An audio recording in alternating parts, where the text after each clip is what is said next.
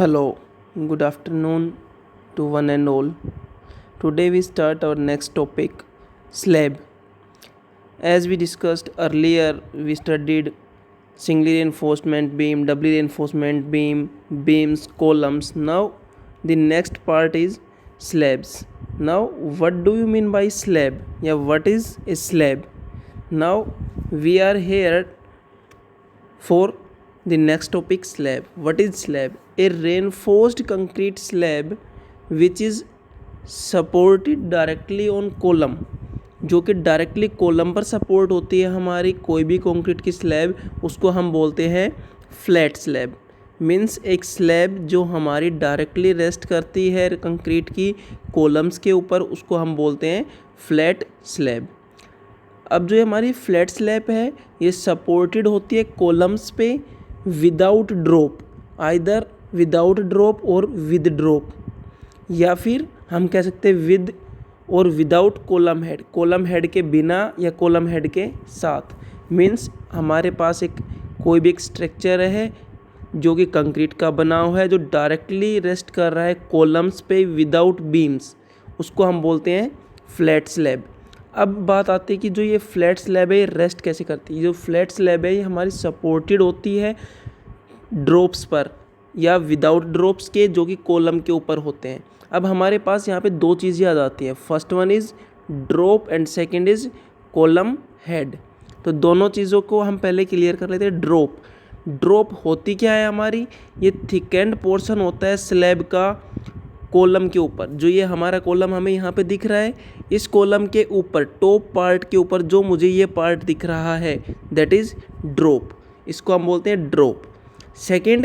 Second कह रहा है कॉलम हेड हमारा फ्लेयर्ड पोर्शन होता है कॉलम का टॉप पर।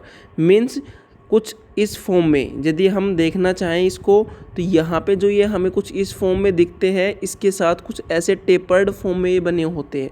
जो सेकंड हमें नीचे इमेज दिख रही है ये वाला पार्ट, इसको बोलते हैं हम कॉलम हेड। ये जो टेपर्ड पार्ट दिख रहा है इसको बोलते हैं हम कॉलम हेड।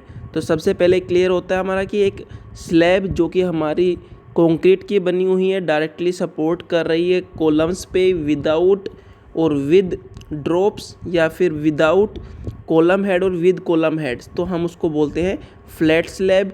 ड्रॉप्स क्या होती है, थिकेंड पोर्शन होता है हमारा। किसका थिकेंड पोर्शन होता है, कॉलम के टॉप का, जहाँ पे हमारी स्लैब रेस्ट करती है उसको ड्रॉप बोलते हैं। Second column head. अब कॉलम हेड क्या होता है हमारा, कॉलम हेड वो पार्ट होता है जो हमारा फ्लेयर्ड पोर्शन होता है। इस फ्लेयर्ड पोर्शन के ऊपर मीन्स जो टॉप की विड्थ होती है उसको कुछ हम एक एंगल के साथ, अप्रोक्सीमेट जो हमारा बेस्ट एंगल माना जाता है वो होता है 45 डिग्री। 45 डिग्री के ऊपर हम इस कॉलम को फ्लेयर कर देते हैं और इस फ्लेयर्ड पार्ट को हम बोलते हैं कॉलम हेड।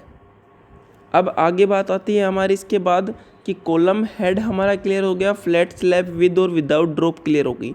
तो कुछ टर्म्स आती है जो हमारी फ्लैट स्लैब के अंदर कंसिडर होती हैं, वो कौन कौन सी हैं, तो हम टर्मिनोलॉजी करेंगे जो हमारी फ्लैट स्लैब्स के अंदर आती है। तो सबसे पहले आती है कॉलम स्ट्रिप, कि कॉलम स्ट्रिप क्या होती है हमारी। तो जब भी हम कोई भी कॉलम जो हम यूज़ कर रहे हैं कंस्ट्रक्शन में, तो जो हमारी कॉलम स्ट्रिप है ये एक फ्लैट स्लैब को डिवाइड करती है, और कॉलम के साथ में किस में, मिडिल स्ट्रिप में और पैनल्स की फॉर्म में। मिडिल स्ट्रिप और पैनल की फॉर्म में एक पर्टिकुलर, मान लीजिए ये मेरे पास एक पूरा पार्ट है, इसमें ये कॉलम्स हैं, इन कॉलम्स के साथ इसको कुछ इस फॉर्म में डिवाइड करती है। These are the panels. इन पैनल्स के अंदर और इन स्ट्रिप्स की फॉर्म में इनको डिवाइड करती है, और ये मिडिल स्ट्रिप होती है। क्लियर है। तो जो हमारी कॉलम स्ट्रिप होती है ये फ्लैट स्लैब को डिवाइड करती है कॉलम्स में, मिडल स्ट्रिप में, डिज़ाइन पर्पज़ के लिए।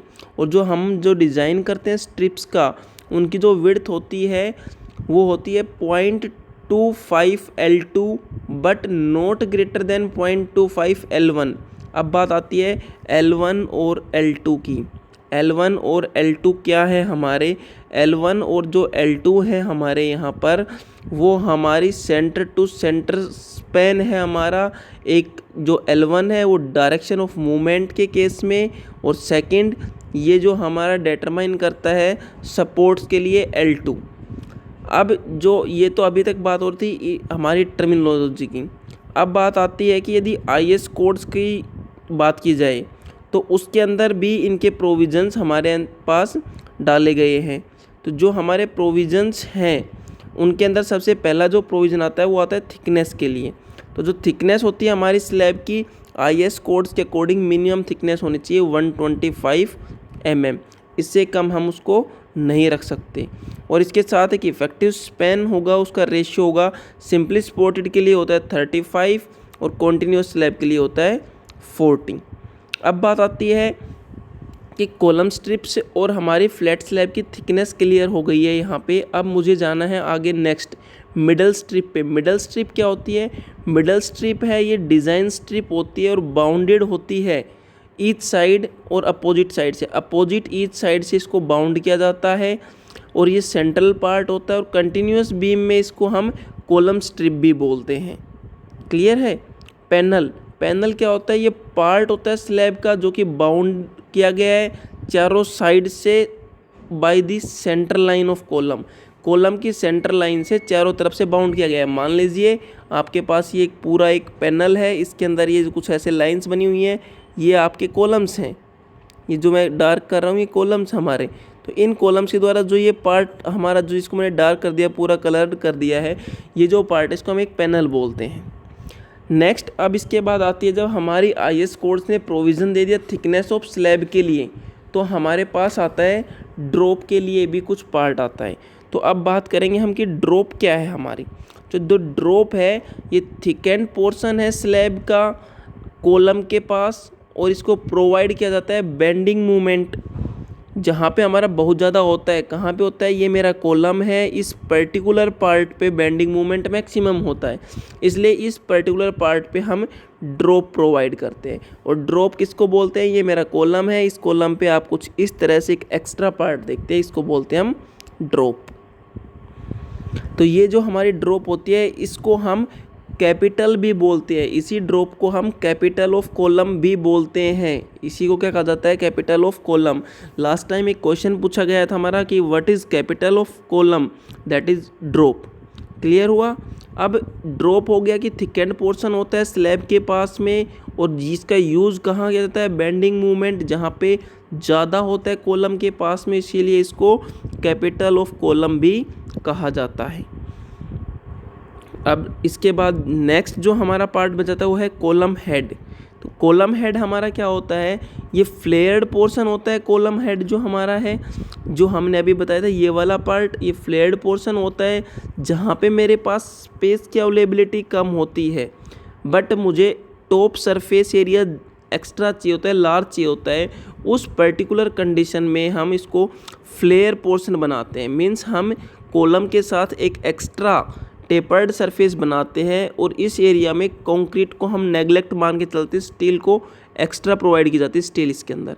तो और इसके लिए जो पिरामिड बनाए जाते हैं वर्टेक्स वो 90 डिग्री तक बन सकते हैं आपके। तो अब इस पर्टिकुलर में सबसे बेस्ट होता है 45 डिग्री हमारा। अब इस पर्टिकुलर केस में क्या किया जाता है कि जो कॉलम का हेड है उसको फ्लेयर कर दिया जाता है ताकि ये रिड्यूस करता है पंचिंग शियर को। अब जैसे कि हमारे फ्लाईओवर्स बनते हैं उनमें पंचिंग शियर बहुत एक्सेस में होता है। अब बात आती है कि कॉलम हेड्स जो होते हैं उनको इसलिए भी प्रोवाइड किया जाता है कि जहाँ पे कॉलम हेड जो लाइज करते हैं राइट सर्कुलर कोन पे या वर्टेक्स एंगल पे, तो उस पर्टिकुलर कंडीशन में भी हम कॉलम हेड्स का यूज़ करते हैं।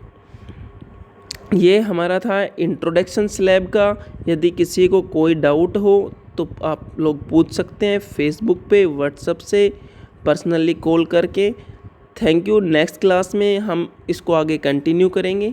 Thank you so much.